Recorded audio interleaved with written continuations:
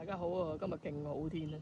我而家藍天白雲，藍天白雲嘅時間又要係講古仔嘅時間啦喎！今日講咩咧？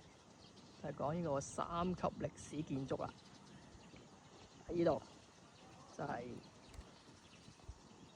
進華書室，係18鄉水蕉新村裏邊嘅一個建築啦。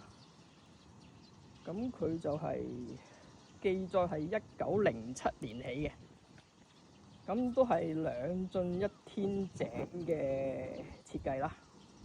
咁個天井已經俾人封咗，裏邊依家已經係做咗貨倉。咁裏邊咧就係3開間式設計，即係有3個間隔喺裏邊嘅。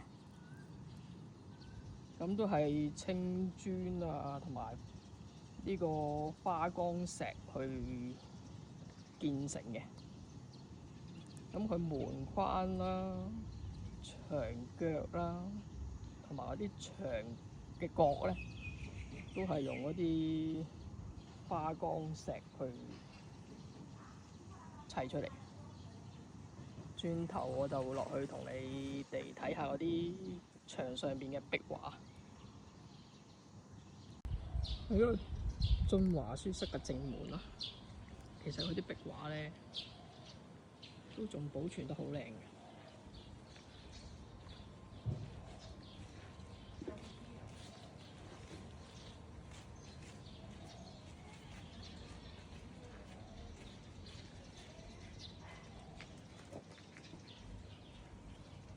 呢度有記載佢嘅年份，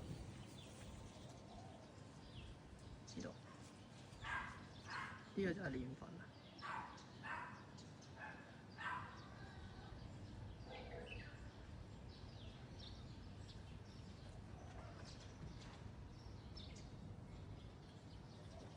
佢門框係用花崗石去做嘅，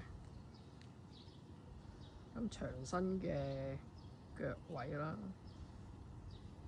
同埋呢個牆角個位都係用麻石，即係花崗石去做出嚟。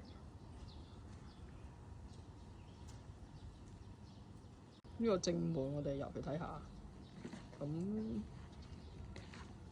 把鎖已經爛咗喎。咁其實裏邊已經係做咗一個貨倉啦，可以入去睇下啦。冇鎖嘅，好靚嘅嗰邊。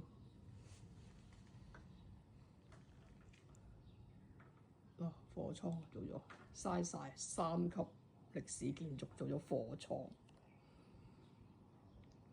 天井已經係加建咗啦，啲壁畫仲喺度。圓拱形嘅門啦，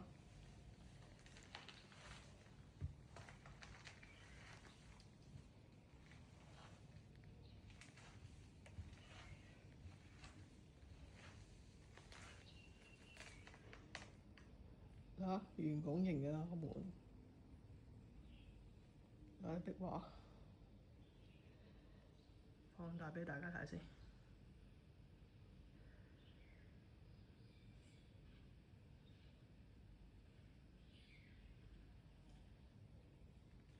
喺呢度佢哋封咗，之前咧喺度做士多，所以封咗呢個拱門。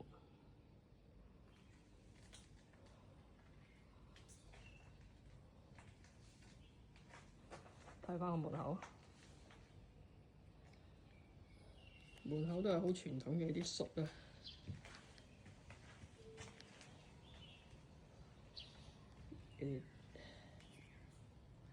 啲粟啊，爛咗啦，不過都應該用唔到。睇下得，都得嘅喎，不過可能已經鎖唔到。